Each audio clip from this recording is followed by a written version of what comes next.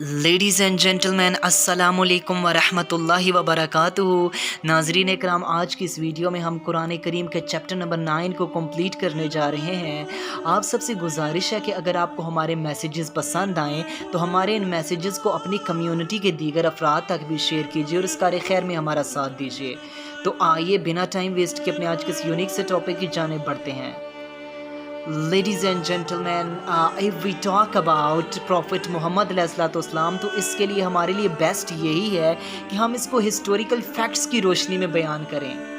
تو اس کے لیے ہمیں یہاں پر کرسچینٹی اور جودازم کی بھی کچھ اسٹڈی کرنی پڑے گی۔ تو سب سے پہلے ہم ہسٹوریکل فیکٹس کو دیکھتے ہیں۔ Look at the time of prophet Moses. ہم حضرت موسیٰ علیہ السلام کے ٹائم پر دیکھتے ہیں تو اللہ تعالیٰ نے پروفٹ موسیز کو، حضرت موسیٰ علیہ السلام کو شریعت دی تھی۔ حضرت موسیٰ علیہ السلام پر تورات نازل ہوئی، جس کو آج آپ اولڈ ٹیسٹامنٹ کی فرسٹ 5 بکس بھی کہتے ہیں۔ اور دوسری جانب آپ دیکھتے ہیں کہ اسرائیلینز کی طرف ہی اللہ تعالیٰ نے پروفٹ جیزس کو، حضرت عیسیٰ علیہ السلام کو پروفٹ اینڈ میسنجر بنا کر بھیجا۔ اب اللہ تعالیٰ نے پروفٹ جیزس کو بائبل بھی عطا کی تھی۔ اب آپ دیکھتے ہیں تو جو تورات تھی اس میں بھی سسٹم موجود تھا، ایک شریعت تھی، ایک لا تھا، لیکن اس کے ساتھ ساتھ آپ دیکھتے ہیں کہ ان کتابوں میں فرسٹ آف آل ہم تورات کی طرف دیکھتے ہیں، first 5 books of old Testament. تو ان میں یہ بتایا گیا تھا کہ عنقریب وہ آخری نبی تشریف لائیں گے۔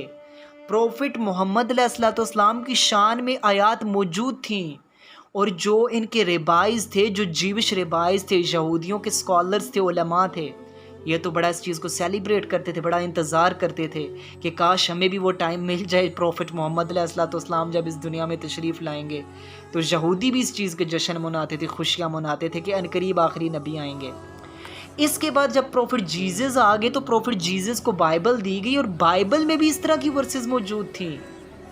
بائبل میں بھی بتایا گیا تھا کہ عنقریب آخری نبی تشریف لانے والے ہیں، عنقریب آخری نبی تشریف لانے لگے ہیں۔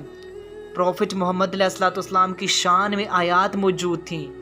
کرسچینٹی، پروفٹ جیزس کو ماننے والے بھی اس کو سیلیبریٹ کرتے تھے، اور ان کے جو اسکالرز تھے، پریسٹ تھے، وہ بھی اس چیز کو سیلیبریٹ کرتے تھے اور اس چیز کے انتظار میں تھے کہ ہمیں اس سونے نبی کی غلامی مل جائے۔ اب یہ ہوا اس سارے سینیریو کا ایک امیج۔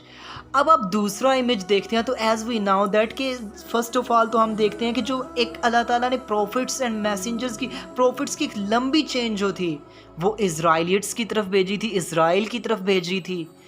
اب اسرائیل کے لوگ، یہ جو کرسچنز تھے، یہ جو جیوز تھے، یہ تو سیلیبریٹ کرتے تھے، پروفٹ محمد علیہ السلام کی تشریف آوری کا انتظار کرتے تھے، یہ سمجھ رہے تھے کہ عنقریب جو آخری نبی آنے والے ہیں یہ بھی ہم اسرائیلینز میں سے ہوں گے، انہیں اس چیز کی خوشی تھی۔ لیکن قدرت کو تو کچھ اور منظور تھا۔ جب پروفٹ محمد علیہ الصلوۃ والسلام تشریف فرما ہوئے تو وہ تو اسرائیلینز میں سے تو نہیں تھے، وہ تو اسماعیلینز میں سے آگے، اور عرب کی لینڈ پر وہ مبعوث ہوئے، عرب کی لینڈ میں وہ تشریف فرما ہوئے، عرب کی لینڈ میں ان کی برتھ ہوتی ہے۔ اب جب عرب کی سرزمین عرب کی طرف پروفٹ محمد علیہ الصلوۃ والسلام تشریف لے آئے تو ان کے جو جیوش اسکالرز تھے، جو پریسٹ تھے کرسچنز کے، یہ تو حسد کے مارے، یہ تو دل میں جیلسی کے مارے کرنے لگے، اور انہوں نے اس چیز کی جیلسی فیل کی کہ یہ تو عرب کی طرف تشریف لے آئے ہیں، اور عنقریب ہماری تو پھر چودراٹے، ہماری تو لیڈرشپس، ہماری تو فین فالوئنگ ختم ہو جائے گی۔ انہوں نے سوچا کہ لوگ ہمیں جو تحفے تحائف دیتے ہیں، ہمیں گفٹس دیتے ہیں، ہمیں نذرانے دیتے ہیں، تو انہوں نے سوچا کہ ہمارے تو لگژریز ختم ہو جائیں گی، ہمارے بینک بیلنسز خطرے میں پڑ جائیں گے۔ اب انہوں نے کیا کیا کہ آہستہ ہی آہستہ اپنے لوگوں کو یہ مس گائیڈ کرنے لگے، اور جو اولڈ ٹیسٹامنٹ کی فرسٹ 5 بکس میں اور اس کے علاوہ جو بائبل میں پروفٹ محمد علیہ السلام کے بارے میں آیات ورسز موجود تھی نا، اس کو یہ ریموو کرنے لگے، اس کو ون بائی ون کر کے ریموو کر دیا، جسٹ بیکاز کہ پروفٹ محمد علیہ السلام ادھر نبوت کا اعلان کریں گے، ادھر سے ان کی جو چودراٹیں ہیں، ان کی لیڈرشپس ہیں، وہ خطرے میں پڑ جائیں گی۔ تو یوں انہوں نے کرتے کرتے اپنی کتابوں کو ہی بدل دیا، ان میں بہت بڑی چینج کر دی۔